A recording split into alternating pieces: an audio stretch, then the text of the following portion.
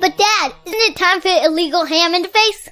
But bro, where's the banjo? Some Cleveland sports shows try to give you hot takes, but only one can give you a big old piece of hot ham. Welcome to Illegal Ham to the Face.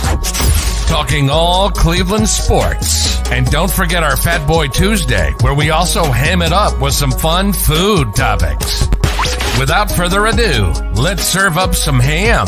Here are the Ham Boys, Fatty and Big Bri.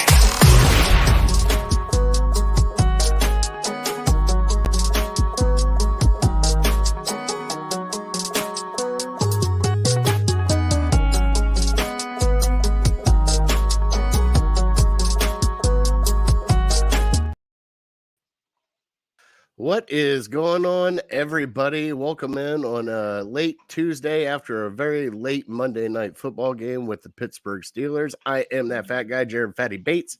What is going on, big fella? Hey, man. How you doing? Well, wonderful, shitty Tuesday like always after a Monday night game with the Cleveland Browns. Nope.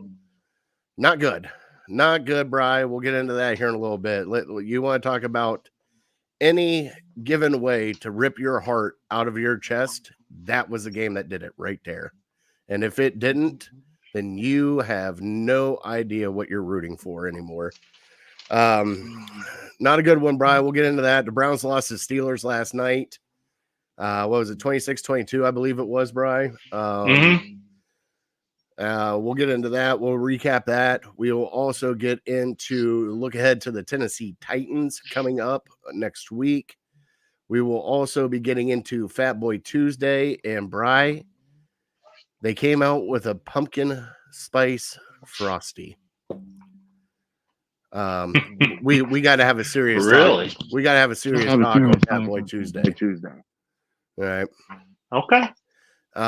Also, we're going into our top three, and you decided we're going to kick it old school and do some alternate helmets that we liked from the NFL.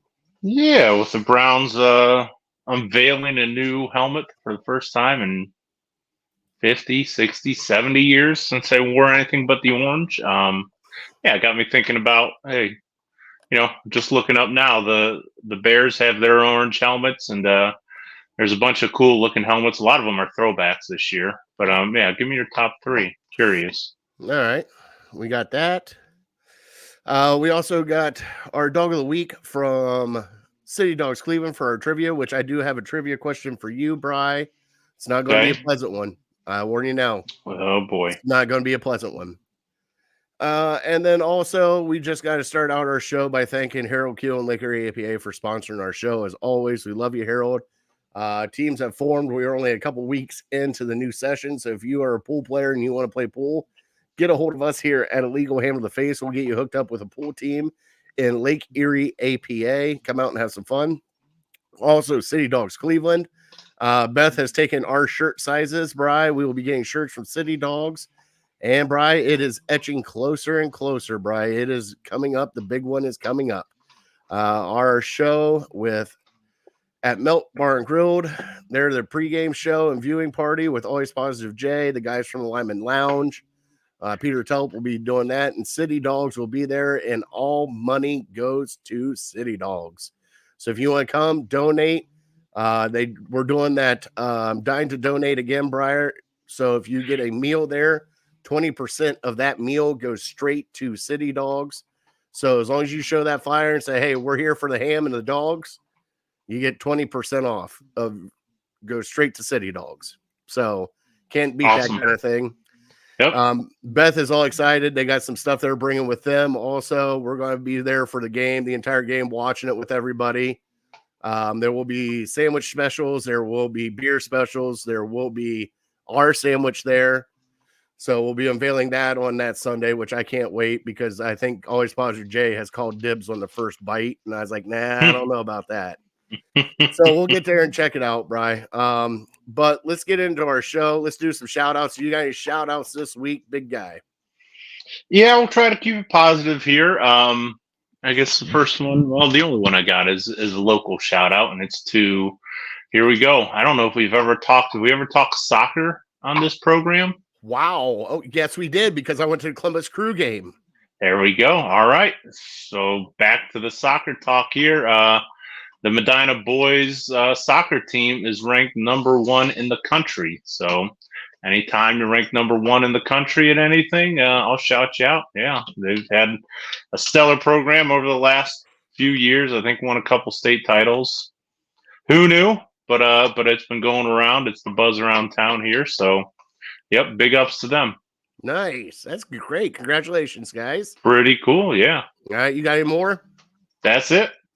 All right, there's a shout out that I got that should have been done weeks ago, Bri, because we are in the full high school swing football. We're talking high school, Bri. Mm-hmm. Our friend Kevin Arnold from the Voice of Land podcast and ESPN Cleveland is now in charge of Friday Night Hysteria on ESPN 850 with Dale Davison. They cover everything Northeast Ohio football. So please check them out every night. I think it starts at 7 o'clock on Friday nights. They cover every high school game here in Cleveland. Go through. They have people at the games. They have scores, updates as they go through. So please check out our friend Kevin Arnold. We love him. Been part of our show ever since we started, Bri. Can't thank him enough for the things that he's given us.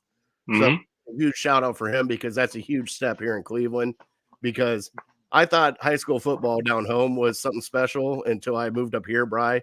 It's a different animal up here. It really is. Yeah, it sure is. Yeah. You wonder how, Ohio State gets all these great recruits. A lot of them are from Ohio, and Northeast Ohio for sure is a powerhouse. And, there's a few schools in Columbus and Cincinnati as well. So it's a big deal. So check him out every Friday night. It's amazing. It's on ESPN 850 Cleveland. Other than that, that's all I got, Brian. You know what that means? That means we're getting ready to dive into the trivia, and I can't wait for this one, Bri. I've been chomping at the bit for this because I found it as soon as we got off the show last Tuesday, and I said, this is going to be perfect for this show. Here we go. All right.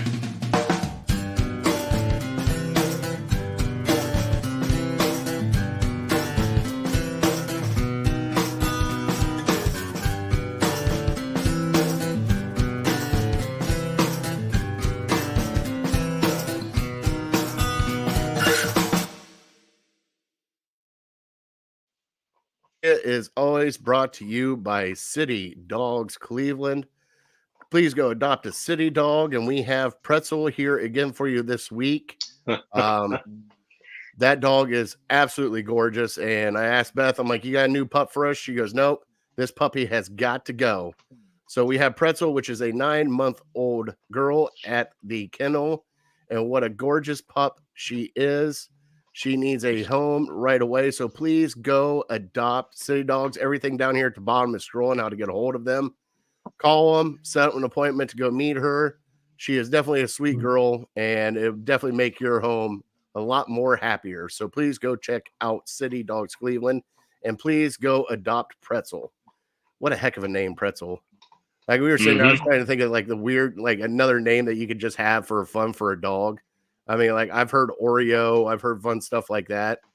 Like we joke around with our buddy Big Matt. I was joking around with him that he should name his dog Private, but he didn't like that so much. So, but he named, I think it's Grunt. I think he's got Grunt and somebody else. So Grunt. So, but that is our City Dogs right there. And please get a hold of them. They're amazing. We love them, Bri. We've been with them for a very long time. And let me pull up my trivia for tonight, Bri, as soon as I find it. What are we dealing with here? Football, baseball, college, pro? Nope. NFL and Monday Night Football, Bri. Oh, okay. This one's going to blow your mind. Last night I'm excited. was the Pittsburgh Steelers' 21st Monday Night Football game, Bri. We had a chance to beat them. They are now 21-0 Monday Night Football. 20. They've won 21 in a row. I think they've lost 21 in a row at home for Monday Night Football. Right. Who was the last team to beat the Pittsburgh Steelers? At home on Monday night? On Monday night. We had a chance to, Bri. It was right there. We had a chance to. Browns beat them on Sunday night, I remember, but not quite Monday night. Okay. So Steelers are 20-0, now 21-0 at home. Last 20 Monday Night Football games. Last loss was by who? What team? What team? All right. Gotcha. All right. Very good. That'll be a stumper there in the comments. I don't see any more comments coming in, so that's perfect for that one. Well, Bri, you ready to rip off the Band-Aid? Let's get into Cleveland headlines, buddy. Sure. Oh, man. I I'm not ready suppose. for this. I suppose. I'm not ready for this. Well, it's all right. We can just get into it. All right.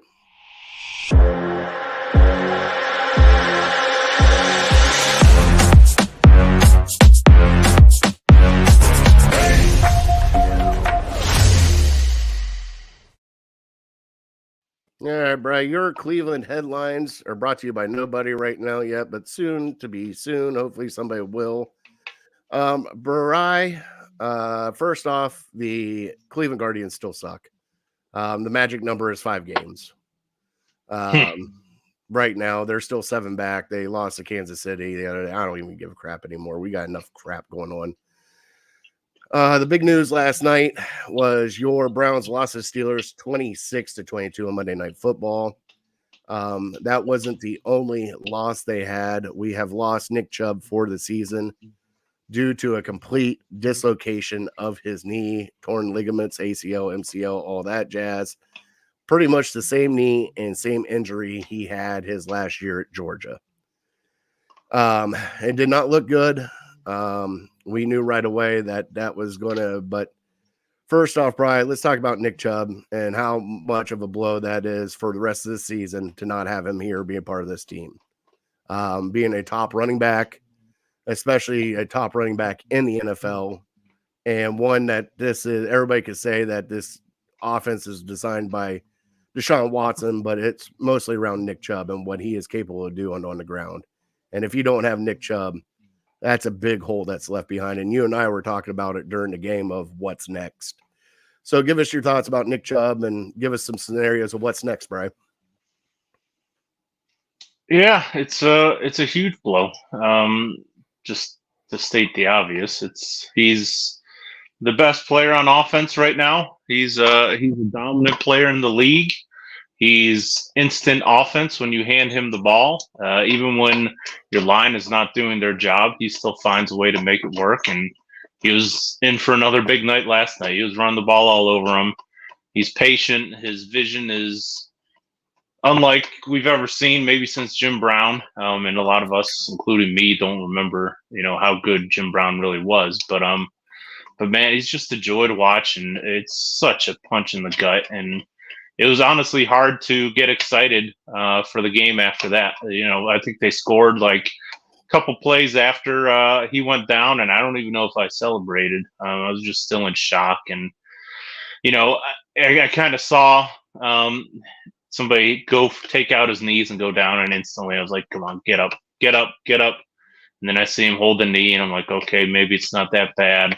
And then you can hear them show the replay on the big screen there, and you just hear the whole crowd gasp. And at that point, I knew he's done. He's done for the year. Your mind instantly goes to the worst case scenario, and then you see him get carted off, and it kind of reassures what you already kind of thought was going on. So it's a giant blow. It can't be overstated, but the silver lining is he plays the most replaceable position in football, other than like kicker or punter or long snapper or something like that. So we're seeing it all over the league. Nobody wants to pay these running backs because they think, we can just find somebody who's almost as good and a lot cheaper.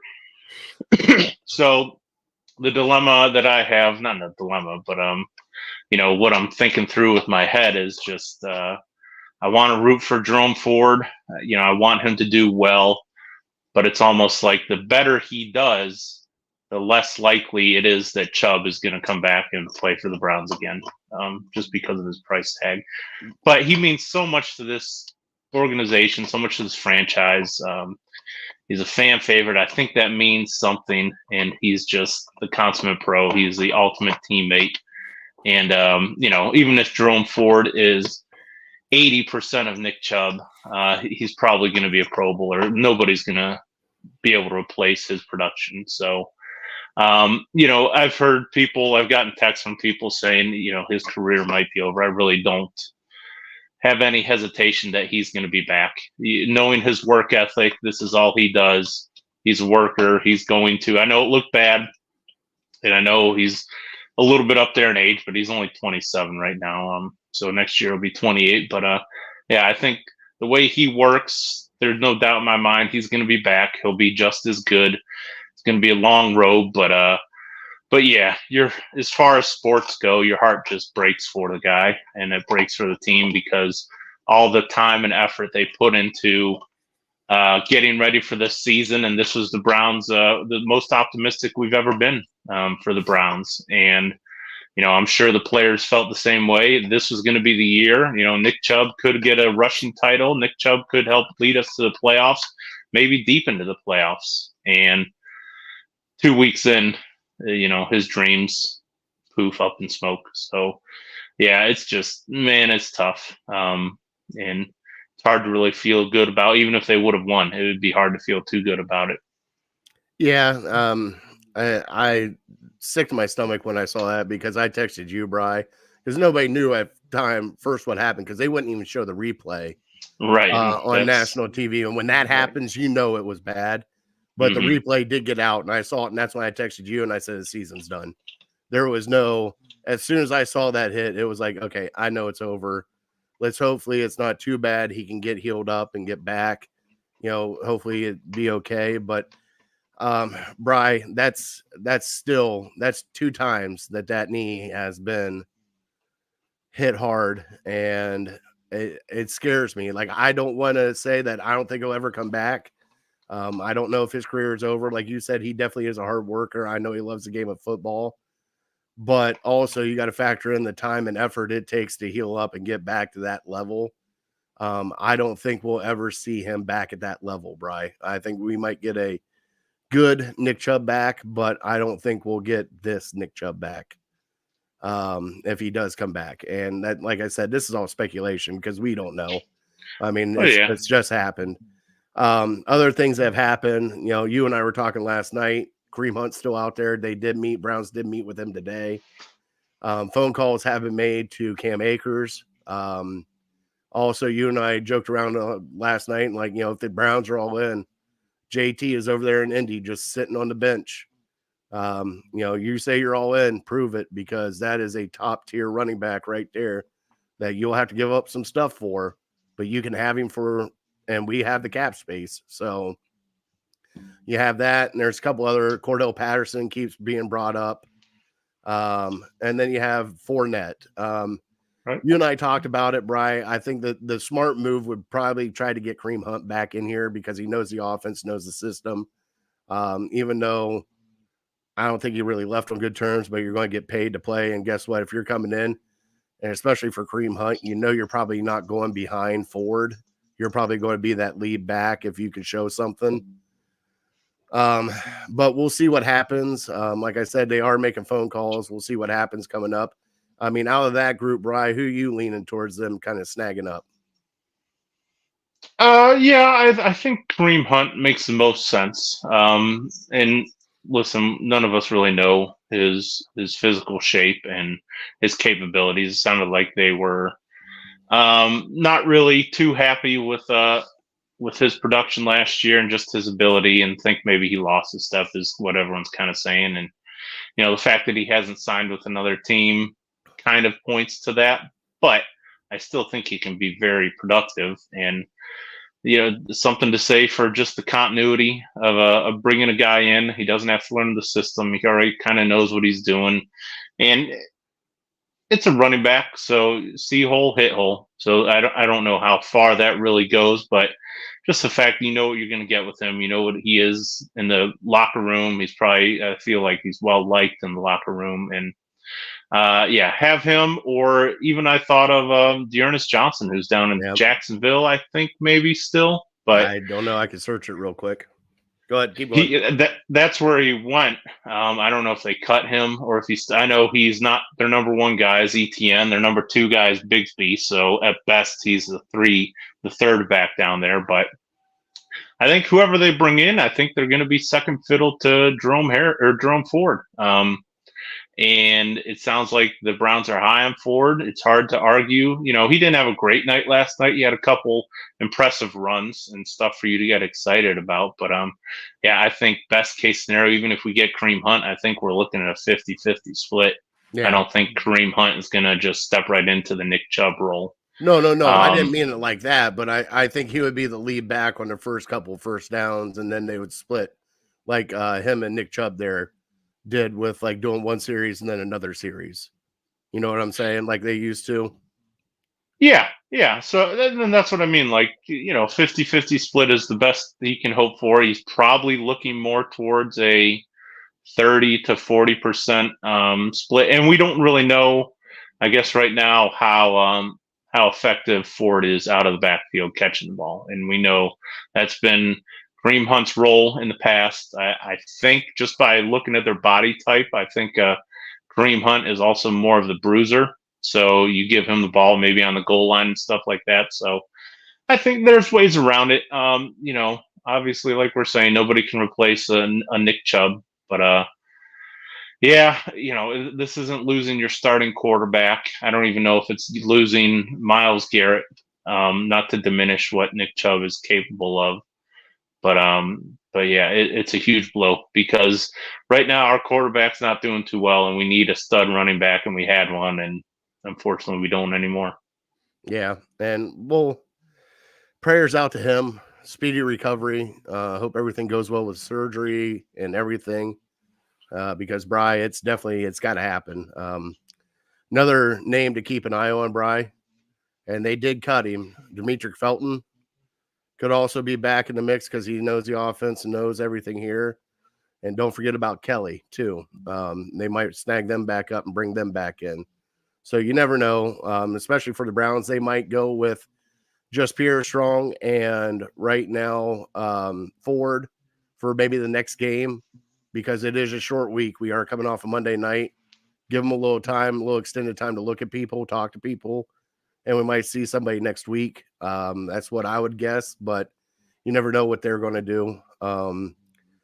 Brian, let's get into this game because this game has right from the gate just pissed me off right out of the gate. And you had your ups, you had your downs. Right out of the gate, you had a pick six from Deshaun Watson. I don't know if it was a bad route by Harrison Bryant, but the throw was off anyways, tipped, intercepted, pick six.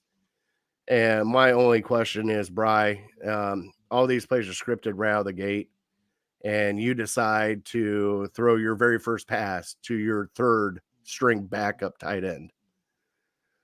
What the fuck is going on? Why was he on the field? Why do you have three tight ends on the field on your very first play? Like, what the hell is going on, Bri? Like, I'm just sitting there, I'm floored for a second, like, what the hell is going on?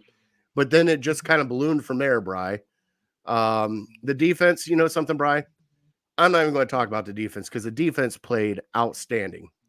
They really did. They gave up one bad play to Pickens. Other than that, that defense was lights out the entire game.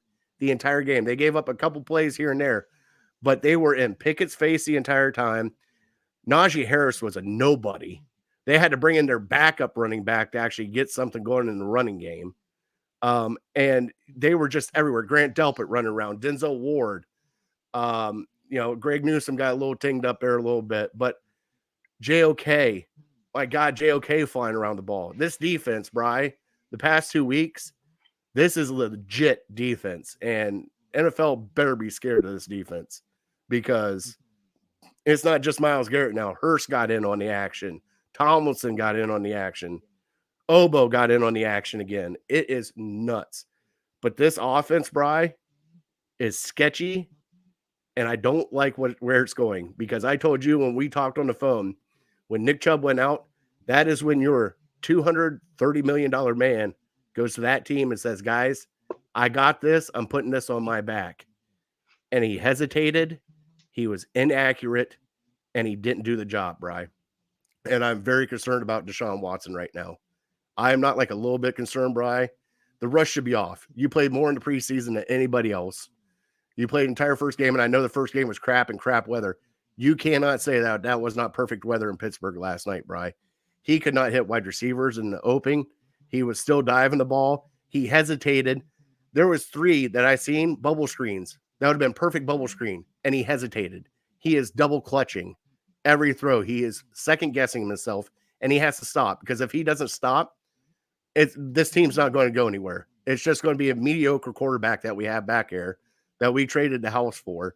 And Brian, the one that really pissed me off was the one that he launched about 40 yards into the bleachers and was nowhere near anybody. What the hell was that? And I understand he was getting pressure. Jed Wills. My God, Jed Wills. Getting beat like a drum the entire game. But the silver lining, Dwan Jones played a very good game. He got beat a couple times. But for a rookie going up against that defense and TJ Watt, he held his own pretty good, I thought. But everything else in that offense, Bri, we have more rushing yards than we do passing yards, Bri. Explain that to me. How do we have more rushing yards than we do passing yards? Okay. All right. I'm going to try to calm everybody down.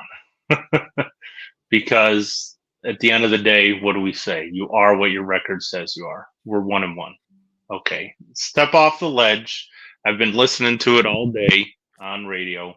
People are freaking out. People are talking about I heard people talking about the 2025 draft, like carrying it out. Okay, this doesn't work. We suck again next year. What quarterbacks are we going to look at? We're 1-1. Okay, we're 1-1. I didn't anticipate Deshaun Watson taking this long to regain his form either. And, there's no guarantee that he will. But, the 2 things we always hear, and one of them I'm frankly sick and tired of hearing, because at this point, it doesn't matter. It's $230 million. To me, he's making what he's making. It doesn't affect his play, but everyone time and time again, 230. Okay. And then the other one is the time off and how much time he was off and blah, blah. And, it's almost like he's a rookie quarterback again. And I didn't expect him to come out all guns blazing. I said it's probably, I'm hoping to see a really good quarterback in the middle of October or something like that. And people just get these high expectations. But you can't skip steps. What are we seeing with Kenny Pickett? Everyone's talking blah, blah, blah, how great Kenny Pickett is in the preseason. Well, go put him against a solid defense. And it's not like we're playing the Chicago Bears or the Minnesota Vikings defense. We're playing the Bengals defense took them to the Super Bowl a couple years ago by shutting down Patrick Mahomes in the second half. The Steelers defense, why did the Steelers finish 9-8 last year? Because defense and coaching, not because their offense is any good. Their defense is still top 10. They have one of the most talented players, as much as I don't want to admit it and call him a one-trick pony. He took over the game, and I'm going to call out Deshaun Watson too. He's not playing good enough. I give him a D+, C- for yesterday, but I really don't. Was he as bad as Kenny Pickett? I don't think he was. I think he was better than Kenny Pickett last night. Go back and watch it. But he's clearly fidgety in the pocket. He's anticipating a rush, and last night they were in his face all night long. And the elite quarterbacks can beat that. He's not elite now. This team, Browns fans, I can't believe how temperamental and entitled Browns fans are. But didn't we bring him in because he was elite? That's why we went out and got him, because he was that elite quarterback. Elite quarterbacks in their prime are never available. Never. So why was he available? So hold on. So then why was he available then, Bri? Because of all the outfield stuff, because he was off for 2 years, but he wasn't because he was a headache case. But he wasn't an elite quarterback, because that's what everybody's saying is we went out and got the franchise quarterback. We got the elite quarterback, Bri. And right now he's not even close to it. Right. I'm sorry. I know we can call it a microwave society. It's going to take time for him we're playing these difficult teams. If you take a look at the back half of our schedule, our whole season is still ahead of us. The sky is not falling. We are 1-1. Before the season, I kind of said, let's take a look at the season after 6 weeks. We have to be at least 3-3 after 6 weeks, and then the schedule significantly gets better. But as far as Deshaun Watson goes, he's not playing good enough. I'm with you, but I'm not freaking out. I'm not saying like two games in, why is Pittsburgh 21-0 at home on Monday Night Football over the last however many years? Coaching. Because their coach gets them up and going, gets them motivated, and that defense, even though Ben Roethlisberger has sucked for the last 3-4 years of his career, Kenny Pickett has not been good the first 2 years of his career. What has been the motor behind them winning constantly and consistently? It's the defense. So they had a tall task. Go back and watch the game, and you'll see it's not like Deshaun Watson had a ton of time to sit back there and just couldn't find anybody. So I put it on everybody in the offense, but I put it on the offensive line and the quarterback most. And, also the coaching. You have to see that he doesn't have time to go through his progressions. You have to give him these quick throws, and something that I brought up last year, and I haven't seen a adjustment this year, and I thought maybe it was a quarterback. We don't throw it much to the middle of the field. Go back and look at all of our big plays. They were to the sidelines, and we're just throwing it up, and guys are covered, and our receivers are making plays. Amari Cooper had a hell of a game, even though he was a little banged up. I think Elijah Moore had one where he was just barely out of bounds that he caught, and he had another one where he caught it and toe tapped the feet. But like all of our big gainers, it seems, were to the sidelines, and so start working the middle of the field somehow, even if it's just quick curls or something, or crossing routes or something like that. Or let's go back to Baker. And when was Baker most successful? It was when he's getting these quick, easy throws. It's play action and roll him out, or it's screens. And what aren't we seeing? How many screens did they have to the running back yesterday? They tried to do a tight end screen again. Stop it with a damn tight end screen. They love that thing, and it never works. Jesus, God. Njoku barely touched the ball, and Fitzpatrick was right up his ass. Mm-hmm. Yeah, so, I know everyone wants to say 230. It's on the quarterback. He doesn't look good. But in reality, he doesn't look good. I'm agreeing with you. The offensive line doesn't look good. We lost our stud running back, and the coaching doesn't look good. So it's everything together. Play calling, and who knows? I'm not going to sit here and say the play calling is garbage, because I'm not watching the all 22. I don't see who's open.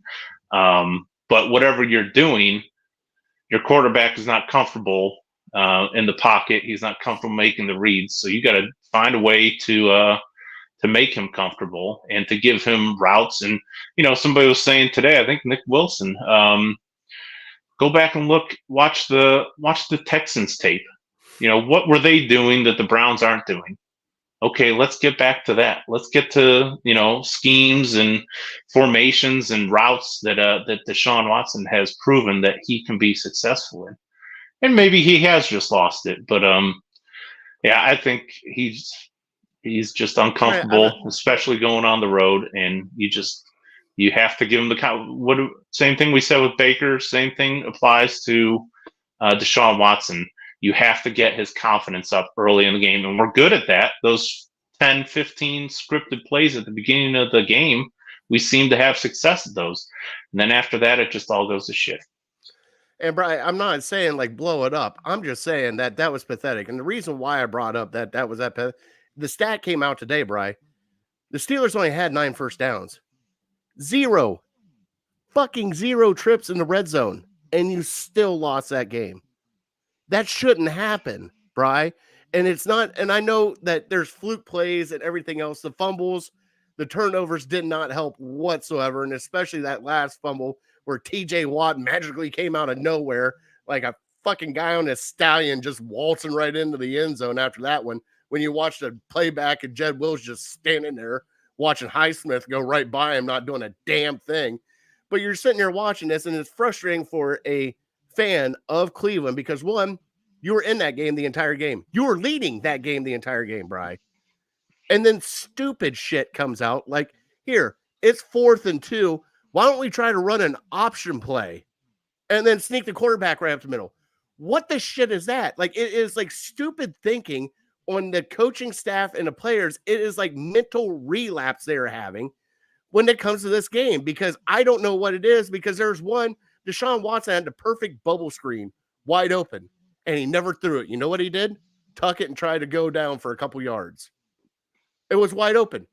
Both wide receivers block. Elijah Moore had a wide open gap. Right? No, I can't throw it there. And it's like, what are we doing? Because that would help out too. Throw the screens, throw the bubble screens and spread them out to get them off of the middle and off of your damn linemen. I even know that, Bri. But Jesus, like, it's frustrating because we're there. We have the talent, Bri.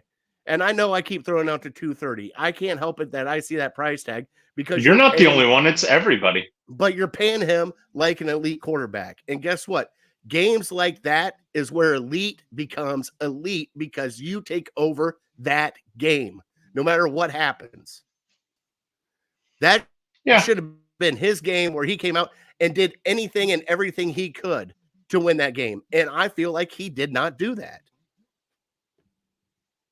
I'm not disagreeing with you. I just maybe am being a little more patient. And everyone just wants to. I'm not saying I'm going to like, him, like bench him and bring in DTR. No, I'm right. I'm saying because you can see. Go ahead. I don't know. Just to give everyone a reality check, in case you forgot, we're stuck with him this entire year. We're stuck with him next year. So get used to it.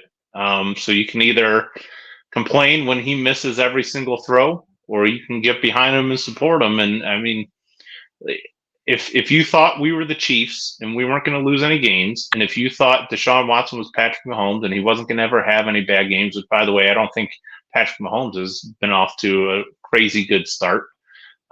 Everyone's expectations are just so through the roof to where maybe I'm just stuck in the 1-31 expectations. Like, we lose one game and people are losing their minds. And I think a lot of that has to do with the fact that we lost Nick Chubb. And so everything is just magnified because we're so down. We lost our best player through the first 2 games. He seems to be our only offense, but I promise you, things will get a little bit easier. Maybe not in the first 5 games are tough. What can I tell you?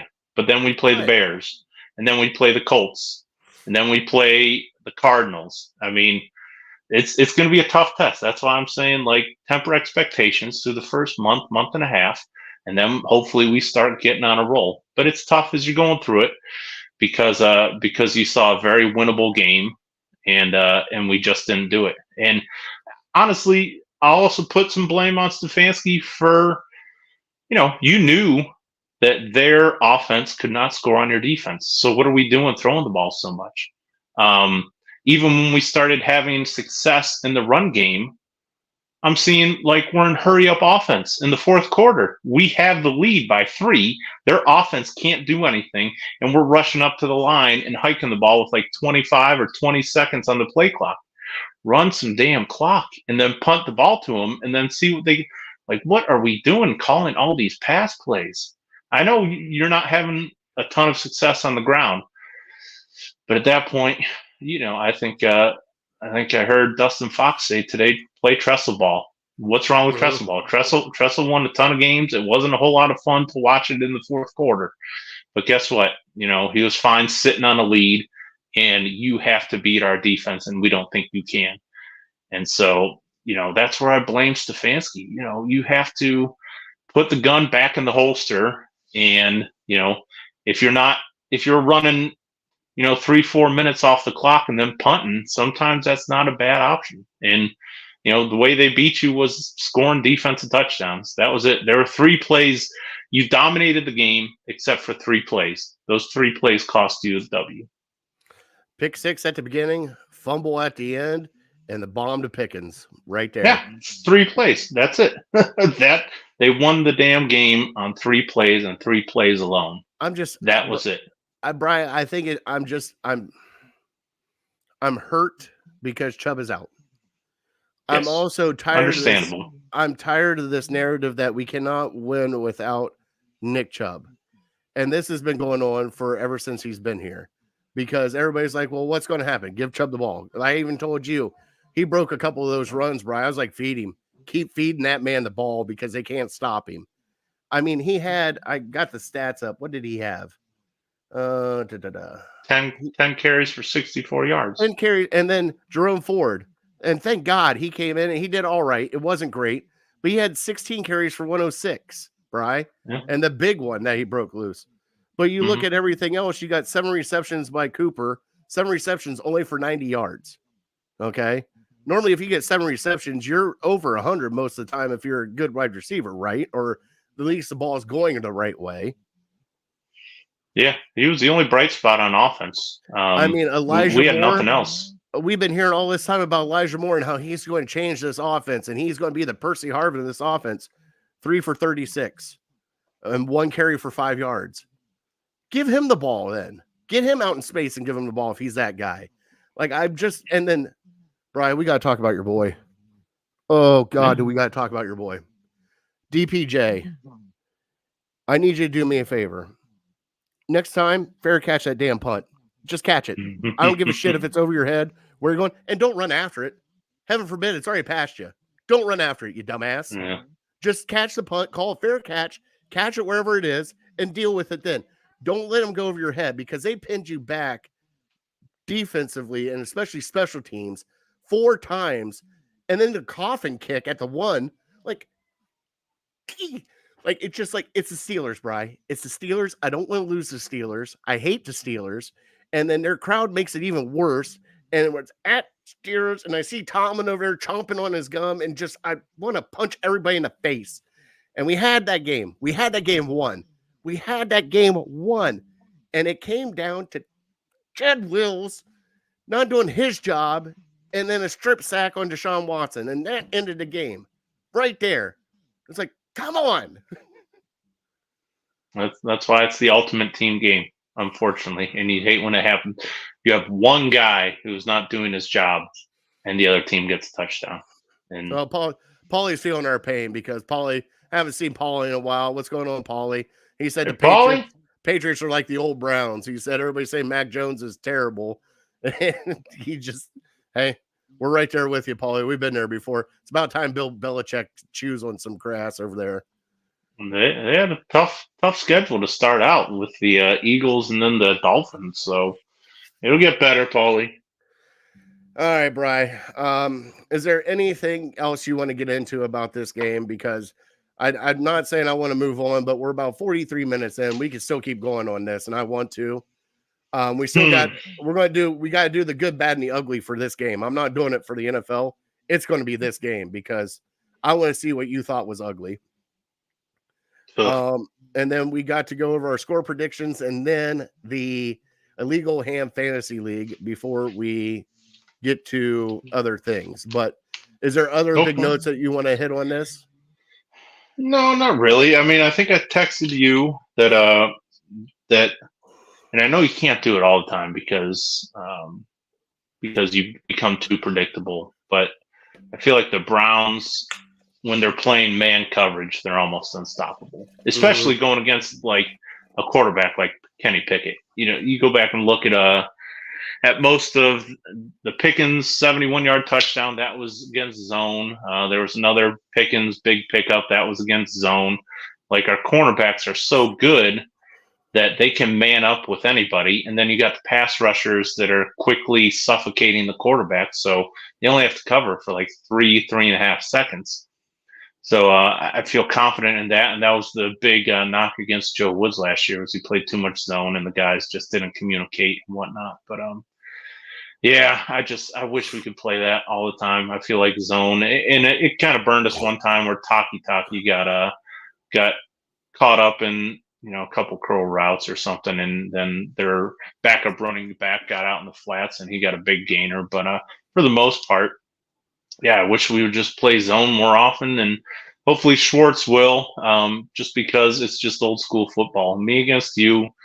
I'm lining up against you, and I feel very confident that the Browns can beat that more than the other teams can beat them. So bring it on. More man to man. All right, Brian, I'm with you on that one. That defense, Brian, that what they're doing right now is unbelievable, and they are having fun. Brian, that defense is having fun, and they're having fun together. And between the fumbles, especially the Denzel Ward hit with the fumble, the Grant Delpit pick right there at the beginning. I can't. We did have a kicker miss a field goal, but he made the other one for 50. I mean, he went 2 for 3. It wasn't the difference in the game, but it could have helped. Sure. But Justin said, let's see here. The good, we had a Monday night football game. The bad, Deshaun Watson. The ugly, Chubb going down. It's definitely a good one. Fair. Bri, who is your offensive player of the week this week? Amari Cooper. I think he was the only bright spot on offense. I agree with you. Dwan Jones didn't embarrass himself or anything like that. So I mean, he wasn't great, but it wasn't like they were keying on him. And but the other thing I got to bring up to you, and I'll do it after this, but go ahead. So Amari Cooper. Yeah, just the fact that we didn't even know he was going to play, and so he's gutting it out there, and he's really your only weapon on offense. And you go back and look at the catches he's made. It's not like he was wide open making some of those. They were contested catches, and he's pretty underrated receiver. Nobody ever talks about him as being the spectacular top 10 guy or top 15 guy even. But slowly but surely. What do you say? 7 for 90. 7 for 90. That's a pretty good day. My offensive player, I got to go with Jerome Ford, Bri. Coming in, especially taking over for a guy like Nick Chubb. And you're getting, like I said, 16 carries for 106, caught 3 passes for 25 yards and a touchdown. So overall, you had almost 150 yards total offense for this team to help them out. And coming in that spot is a huge spot, especially for him being second year, because he didn't play much last year, Bri. And he didn't play much during the preseason. So he definitely got his full snaps in. And especially that one that he broke away. And I'm like, come on, big fella, you can make it rumble, bumble all the way down there. And it's like, just short. Brian, who do you got as a defensive player of the game? Honestly, it's hard to single any one person out. I think as a unit, the defensive tackles really impressed me, just because we know what we have with our defensive ends. But those guys, I thought, really stepped up. But if I'm got to pick one guy, I'll say JOK. It seems like whenever there was a big play or a guy just not getting faked out by anything, keeping containment or something like that, whenever I looked up, it was him. Brian, I'm going to flip-flop on you like last week. Delpit is my honorable mention because, man, that kid is just playing great right now, Brian. He is a breath of fresh air, and he is the guy that I bragged to you, and I was so pumped that they drafted because the way he played at LSU. I was like, here comes our honey badger, Bri. Here he comes. And I thought for sure, and he's showing it this time. But Bri, Denzel Ward, after having that concussion, not knowing what was going to happen, and then just watching him play the way he's played, especially in man coverage, I look at these past 2 games, and most of the time, and I shouldn't look back at it, but just like, what the hell was Joe Woods doing? Like, I just sit there like, you know what I mean? Like, you're looking at it going, you have shut down corners on the outside. You got Myles Garrett. Like, why did that happen? But Denzel Ward playing outstanding, and that hit that he put on that wide receiver to force the fumble, I was just so happy. I'm like, thank God you didn't use your head. You threw your shoulder into it, buddy. That a boy. Head off to the side, shoulder right in the gut. That a boy. So let's get in the good, bad, and the ugly for this game, Bri. And I will go first with my good. The entire hype coming into this game was about TJ Watt versus Dwan Jones. And I got to give Dwan Jones his due. Good job, kid. The moment wasn't too big for you. You held your own. Yes, there's a couple mistakes, a couple things that happened. But, Bud, for being a rookie going against one of the elite speed rushers in the NFL, a defensive player of the year, did a pretty damn good job. Really didn't hear TJ Watt's name until towards the end when he got the fumble and a couple sacks. But I got to say, Dwan Jones is my good, Bri. What about you? I'll go back to the defensive line. I mean, just the run defense is something that we haven't seen even in the first game. The Bengals kind of found some success, even though they wanted to throw the ball down with Joe Burrow. They had success running it. And how many yards did Najee Harris have in the first half? It was -1 or -1. Oh, it wasn't good. I know it wasn't good. Let me bring up the Steelers stats. Yeah. Let's see here. Kenny Pickett was 15 of 30 for 222 and a touchdown interception. Najee Harris, 10 for 43. Jalen Warren, 6 for 20. Yeah. But just, I mean, I'll single out the defensive line, but really it's our whole run defense. It was just something like we haven't seen in a very long time. And Shelby Harris is a breath of fresh air. Hurst, stepping up and doing what he's doing. And then Tomlinson, man, he's a big old boy. So those guys, and man, I'm telling you, I was very nervous when Darius Smith went down. I thought, oh, great, here we go, because I saw him just kind of fall and lay there, and I thought it was a non-contact injury. So thank God. And when he got back out there, I was very, very happy to see that. But he's such a huge part of our defensive line now, opposite of Miles. Yeah. Justin's having some problem with the delivery driver. I can't wait for that. Brian, my bad. Oof. Coach Stefanski. Couple of those play calls, bud. That option on 4th and 2. I don't. What the hell was that? There's a couple of them that just left me just dumbfounded, Bri. And especially in a situation like that, Deshaun Watson can sneak the ball too, not just Jacoby Brissett, right? Because that's really all you needed. And then guess what? Ended up being a turnover, and we lost that. So little time management, little coaching suggestions for Coach Stefanski. Oh, Bri, it's not good. Mm-hmm. All right, what about the ugly? My bad is I'm sorry. My bad. Deshaun Watson. Deshaun Watson. He wasn't good enough. He's the guy that's supposed to make your offense go, especially once Chubb goes down. And yeah, he had ample opportunity after ample opportunity. And I think, kudos to, like you said earlier, the Steelers punting unit, because they pinned us back a bunch and made it hard for us to go too far and have to string a bunch of plays together, a bunch of first downs together. But yeah, he's clearly not comfortable yet, and whatever reason that might be, he needs to be better, plain and simple. I know it's a difficult environment, a difficult defense to be playing against, but it's not like it's the 85 Bears, and it's not like you had guys not open. So he just has to be more precise with what he wants to do with reading the defense. And that's why, I'm confident he can with experience. Just to, relate it, dumb it down to you and I, if you're playing Madden or something and you're picking up a brand new playbook, you don't know what plays work. You don't know what routes really work or, what defenses you're going against. So it's going to take time. But for this game, he was the bad. I did not show Bri the meme. I will show him after the show so he can giggle a little bit beforehand. I got it on here, Bri, for you. Ugly on my side, Bri. The shot on Nick Chubb.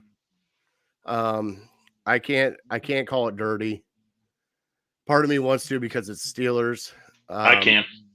I can't, Bri. You want to know why? How else are you going to take that man down if you're a defensive back? Yeah, but what if every single defensive player tried to tackle somebody by cutting their knees out? How many guys would blow out their knees? Brian, 5 a game? How 7 many a game? How many times have we done that though? If you can't tackle Nick Chubb by wrapping him up and hitting him, then you're just not good enough. Why? I understand. They're then Brian, outlaw the hit like they do with touching the quarterback's helmet. Then outlaw Agreed. that hit because they Well- outlawed the cutback blocks and everything else. Right, And outlaw right. that hit. Yeah, I agree. They should make it like targeting in college. Go back, and it'd be one thing. A lot of times, I think when someone went low on Brady and hit him in the knee and he missed the season, sometimes these guys get pushed down or something like that, and they can't help it, and they're just kind of falling, and they put a shoulder into a guy's knee. Mhm. That's one thing. He came in like a missile at the side of his knee, and he took him out right on the knee. And I don't think it was really premeditated, like, hey, I'm really going for his knee this time. But, tackle like, if there's I understand, it's pro football and any means necessary. As long as it's legal, you're going to do it because it helps you get them down. But it's a dirty play to me. Well, Brian, the only thing I can kind of compare it to is like, we have the targeting rule in college. All right. And I understand you shouldn't throw your helmet, but there's times that you're going to a tackle guy and you lower your head. Right. And then that guy lowers down with you. And then magically you guys hit head to head, but it's targeting on you because the other guy, and it's like, hold on, he dropped 7 inches down. Like, how is this on me? I was actually in his midsection going to tackle him, and he dropped down. Like, how is that my fault? I was already in the motion. So yeah, I totally agree with you. Yeah, that stuff happens. I understand. You can't anticipate somebody dropping down like that. Yeah. This was a guy going for a knee. It's not like Nick Chubb jumped up 3 feet and all of a sudden his knee is now where his shoulder is. And he like a missile, he came in at the knee. I mean, sometimes the guy's leg will just kind of flop to the side, but as long as that foot is planted on the ground, you're going to get those gruesome videos like that. And like I said, if everybody did that, you would have 5 blown out knees a game. So how is that not dirty? If that happened, everyone tackled like Mika Fitzpatrick tackled, the NFL would absolutely outlaw that. But not everybody does that. Well, if you watch most corners, though, that's how they tackle. That's how they get jumped over all the time when they're out in the open field, Bri. Right. But in this scenario, his teammate had him up like this, and he comes at the side of the knee like that. So yeah, a lot of guys do that, but yeah, I'm just saying if you're not good enough to tackle him, then yeah, I don't know. I'm frustrated because, like I said, they're going to do any means necessary to get him down as long as it's legal, and it's legal, so that's why he does it. Yeah. All right, Bri, let's get into next week. We are playing the Tennessee Titans. It is at home, correct? Yep. All right, so we got a home game against Tennessee. We will probably be favored by, I would guess, 3 points, if not a touchdown, right? If I had to guess, I would say 6. Well, now that we don't have Nick Chubb, I bet that affects the line a little bit. I'd say like 4.5, maybe. Okay. Let's get some 3 things to take away from Tennessee game or going into the Tennessee game that we're looking for. I'll go first. My first thing is rebound. The shock of losing Nick Chubb should be out. I mean, yeah, it's still there, but this is a rebound game. This is where you got to come out. Defense, you played great. Just keep doing what you got to do because obviously they're not scoring anything major right now. They're not a great team, but they do have a good coach. But just go out and play like you should play. No mistakes. No mistakes, Bri. Let's play mistake-free football. That's number 3. Number 2, Deshaun, I just need you to get better. And I need you to stop being indecisive. I want you to be, as soon as you get your read and where you're going, throw the ball. I don't care if you got to keep your eyes on the man the entire time. Do it. And number 3, Bri, for me, is let's see some of these weapons now. We've barely seen Njoku, a couple throws here and there. DPJ's barely got any balls. Elijah Moore, hit or miss. Let's see this spread out a little bit more and try to, like you said, hit the middle of the field, Bri. Tack them through the middle and then work outside and see how they handle it. What about you? Number 1 is I need the offensive line to step up. I need them to have their best game significantly. because I didn't think even the Bengals game I didn't think was that great. And I'm not in those rooms, so I don't know what the play call is. Maybe Deshaun's not getting rid of the ball quick enough, but even think to our two biggest rush plays of the year. It was run to one side, there's absolutely nothing there, and then the running back makes a play going to the other side because there's nothing there. And so, over the last few years, we've just kind of grown accustomed to saying this offensive line is one of the best in the league, blah, blah, blah. And now they're not playing like it. I don't even know if they're playing like a top 10 offensive line in the league. So they have to step up as a unit. Jed Wills certainly had a very, very tough game. And I think as of right now, that's probably Andrew Berry's biggest blunder in the draft anyways, is not drafting Tristan Wirfs and taking Jed Wills, because it looks like Wirfs is a much, much, much better player than Wills. So a lot of people are finally starting to call him out. Maybe that'll create a spark in him, but offensive line has to be better. Number two, obviously, clearly, Deshaun Watson has to be better. And hopefully with the offensive line being better, with a more consistent rushing attack, that will help him, loosen up the defense maybe, or just get comfortable and settle into the pocket a little more if he doesn't have pressure in his face all day long. And then number three is, what's Tennessee been for the last several years, is Derrick Henry. You got to slow down Derrick Henry by any means necessary, and certainly gives me a lot of optimism based on what they did last night, and just shutting down the run finally for the first time in a very long time. So just keep that up and make Tannehill beat you. And these guys, they're beatable. They just won their first game in a very long time. I think they've dropped 8 of their last 9 games. They've lost 8 of 9. So they're sliding. I know it goes back to last year, but I'm excited. I expect Deshaun to have his best game, without a shadow of a doubt. All right. Well, Bri, we did not do well in our picks last week. Nope. Both you and I picked. You got your sheet there. Yep. I was a moron and picked 35-6. You're riding the high. Are you going to ride the low now? Guess what, Bri? If the defensive touchdowns didn't happen, if Nick Chubb doesn't get hurt and those 2 defensive touchdowns take him off the board, you're right. 35-6. So you might as well mark me down for a win on that one then. All right. So you picked first last time, correct? So it's my turn to pick first. Sure. All right. I got to bounce back, Bri. I know Baltimore's coming up next, Bri, and that's a huge game, but you cannot lose sight of this. I'm reluctantly saying the Browns are going to win, and I got it 24-20 Browns. 24-20 Browns. Okay. And I'm not confident in that, Bri. Okay. I got you. I am confident. Like I said, I expect Deshaun to have his best game. I don't know how well we're going to really run the ball, so that's going to make it tougher for them. They're not going to be stacking the box to try to slow down a Nick Chubb. But yeah, week 1, you have the week 1 jitters last night on the road in that environment. I think those are two tough games. So this one's maybe a little bit better of an environment for him. Hopefully he can get a little more comfortable. I'm going Browns 27. And I like your pick of 20. I'll go 27-20 Browns. All right.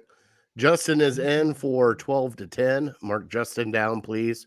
So we can't make sure he's marked down very well.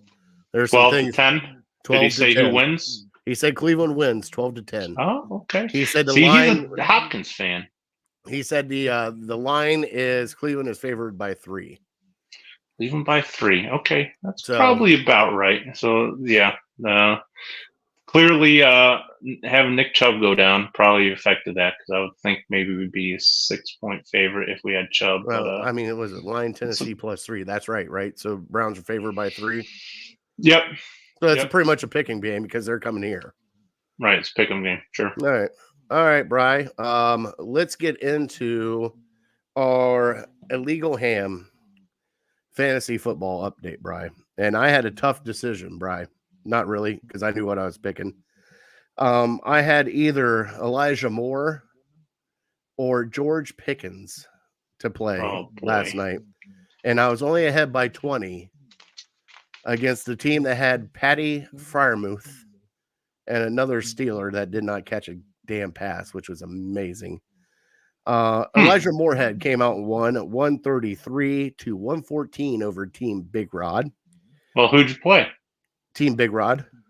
No, between. I played Elijah Moore. He didn't give me much, but it was enough. Good. I was good for you. I'm sitting there looking. I'm like, screw you, Pickens. Spit on you. Good for you. I played against in a different league. I played against somebody who played the Steelers defense, and that's how I lost, because they played the Steelers defense, and they're a big Browns fan. So I said, enjoy your blood money. Yeah, I hope that was worth it. Oh, next up on the list, you got Team Span, and Chris, you got to come up with a special name for your team. Team Span beat the Portage County Prostitutes 143-125. Honky Cat beat Always Next Year 115-114. What a barn burner that was. Wow. Harold Kheel beat Team Big Meat 123-99. Phil McCracken beat the Hot Dog is a Taco 103-94. And Big Brian Lovelace beat the Dog Pound Boys 142-96. Nice. Yeah, I think he had Chubb. Sorry, Craig. So right now, the undefeated teams here in Illegal Ham to the Face are Team Span, Phil McCracken, Honky Cat, and Harold Kheel. And then riding the Pine Pony, Portage County Prostitutes, Team Big Meat, Team Big Rod, and Hot Dog is a Taco. All right. So that's your Illegal Ham to the Face. Call me runner-up, second place 2 years running. Yeah. Well, you're just going to have to deal. Obviously, you weren't good enough to beat the Portage County Prostitutes last year. He's the Buffalo Bills. He is the Buffalo Number Bills. 2. Hey, 4 in a row. You got 2 more to go. Yep. All right, Brian, what's next on the list here? Let's scroll down. We got Fat Boy Tuesday. Let's do Fat Boy Tuesday real quick, Brian. We haven't done Fat Boy Tuesday in forever. Tell me about it. And now it's time for Fat Boy Tuesday. So the boys from Network 216, one of the guys on there, Andy, said, you guys are all monsters and didn't let me know about the Wendy's pumpkin spice frosty that is out now, right? Now, I'm a little bit, I told my wife, I'm like, I really want to try it because I wonder if it tastes like, because it'd be great if it tastes like a pumpkin pie, right? Mm-hmm. Perfect. But I'm at the point now where I'm starting to get the old man syndrome, and people, enough is enough with pumpkin spice. You can have it at with a Frosty. You draw lines at Frosty, right? There is I see all the damn commercials for the lattes, all the little foamy drinks that you get here, the little spicy stuff that you get at the deli counter and just at the grocery store, the little creamer that goes in. Just no, I'm done. I'm done with pumpkin spice, Bri. You might as well just chalk it up, because I got neighbors next door, Bri. It is not even October yet, and they started putting out Halloween decorations. Oh, yeah. I'm like, what is going on? We're barely past Labor Day. Just start early. I hate it too. But it's just a matter of time. Now, Thanksgiving will be next. Of course, I'm going to eat the pumpkin spice Frosty. I mean, are you going to try it at some point in time? I can't say for certain that I am, because I think the Frosty's a little overrated. I still haven't got around to trying the strawberry Frosty. Is it still available? It is not, because it's only seasonal during the summer, and I tried it, and Bri, it is fan-freaking-tastic. Yeah, that's the one I think I would really enjoy. I do like me some strawberry ice cream. So I might, I just have to make a special point into trying the pumpkin spice. I can't imagine it's bad, though. No, I can't imagine it's bad. It's just like, it's like as soon as Labor Day hits, it is like in-your-face pumpkins, Bri. Like, it is like just bang, right there it is. We're going to have pumpkin pie, pumpkin spice. Like, give me a little bit of time. Like, give me till October, Bri. Like, just then you can throw all the pumpkin you want to at me. Just not right now. There's still, like, there's 30 days of summer left. Like, let's just enjoy the last little bit that we're holding on to of summer before it starts spitting snow at us, Bri. Just a little bit. I think we got 2 days. I hate to burst your bubble. I think there's only 2 days of summer left. Sorry to ruin it, but yeah, I'm with you. But it's a marketing machine. Just like it won't be long, you'll start seeing Christmas stuff because people go nuts for it. Oh, Bri. All right, so stay tuned, Bri. I will at least try the pumpkin spice Frosty, and I'll give you my full blown attention and opinion on it. Please. I can't say that would be bad, right, Bri? I don't think so. No way. Especially, maybe you have it with a little pumpkin pie. Like, that'd be pretty damn good. That would be little pumpkin pie mode. Yeah, right. Sure. All right. Well, that's it for Fat Boy Tuesday. It was a quick one. Cool. All right. Next up is our top 3, and then we'll get into our trivia. So, Bri, our top 3 today, as I get ready to do this.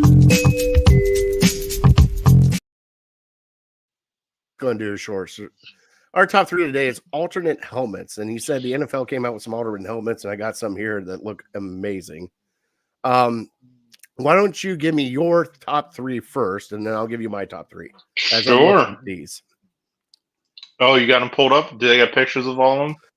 Yeah, they got pictures of most of them. Okay. My number 3, I'm going with the Chicago Bears. Just seeing their all orange uni and the all orange helmet. Something I kind of wish the Browns would do. Even though my wife was saying last night, yeah, it looks good, but the orange is kind of reddish. And so, yeah, well, they turned it that way a couple years ago, and for some reason they think it works. But yeah, give me the Bears. Orange helmet is number 3. Number 2, I'm going to throwback Tampa Bay Buccaneer helmet. The guy with the creamsicle unis with the, whenever they went 0-16 or whatever it was. I don't know. I like the colors. I like the little guy with the sword in his mouth. So that's my number 2. My number 1 is not the Browns. It is Pat the Patriot hiking the ball. And mainly because I like how it plays with the uniforms, that red uniform and that white helmet. I think looks really good. All right, I like it. For me, I gotta go number 3, the Tampa Bay Bucks, the Buccaneer with biting the helmet with the orange unis. God, I love the orange unis. Mm-hmm. Love them. Next one I gotta do, and I just saw it here, is the throwback of the Seattle Seahawks helmet, the old school Seattle Seahawks throwback that they got going on. Looks amazing. It's just nice and sharp. And the Brian, gray helmet. You can't go old school without either going Chicago or Detroit. The gray helmet. The gray helmet, Brian. I got to go with the gray helmet. For Detroit? For Detroit. I'll have to check it out. I don't know if I've seen it yet. Maybe they haven't worn them. I think Barry Sanders one? It's either the gray helmet or or the Denver one with just the white helmet with the block D with the Bronco coming out of it. Yeah, the blue helmet too. Yeah. Yeah. Oh, the blue helmet. I'm sorry. Yeah. As a Browns fan, it's kind of sacrilegious to say that's kind of cool looking, but yeah, I mean, the further we get from it, I really don't remember the John Elway days, but yeah, it's not bad. The other ones you had on here was like the Houston Oilers, the old school Oilers helmet, the white. Yeah, I thought about that one. The black Indianapolis Colts helmet with the horseshoe on it. Man, these are sweet looking. I mean, I love, and everybody's like, "Oh, you guys are copying the Bengals." And the one guy kind of threw out like, "How are we copying the Bengals?" Because we wore white in 1946, douche. Like if you look at the color, Bengals weren't formed until what, like 64, 65? Something like that, yeah, late 60s. And I mean, they never wore, up until last year, they never wore a white helmet. Well, all right, Brian, you ready to finish up the trivia? Let's do it. All right. Our trivia is, like it says, brought to you by City Dogs Cleveland. Please go adopt Pretzel. What a beautiful dog that is. Bri, been 20 Monday Night Football games home with the Pittsburgh Steelers, now 21. Who was the last team to beat the Pittsburgh Steelers? At home on Monday night, huh? Yep. Well, I had three teams jumping in my head, and one was the Ravens, but I'm not going to say them just because of their rivalry, ongoing rivalry with the Steelers, and then the other ones are just thinking of what teams, what quarterbacks dominated the AFC for a long time. Patriots and Colts. I'll say Tom Brady, Homer. Give me the Patriots. All right, you're going Tom Brady and Homer. Bri? The year was 1991. Oh boy, that's going way back. The New York Giants were the last team to beat the Jeez. Pittsburgh Steelers 23-20. 1991, Bri, was the last time that they got beat on Monday Night Football at home. We had it right there. It's going to happen either next time they play or within the next couple of years. It's bound to happen. And I do have to do this because sometimes I don't see eye to eye with him that often. I got to thank Tony Grossi for that gem of a trivia because he put it out there. So just think about it. 91, Bri. 91. That's probably Phil Simms, I would guess. Right? I'm guessing too.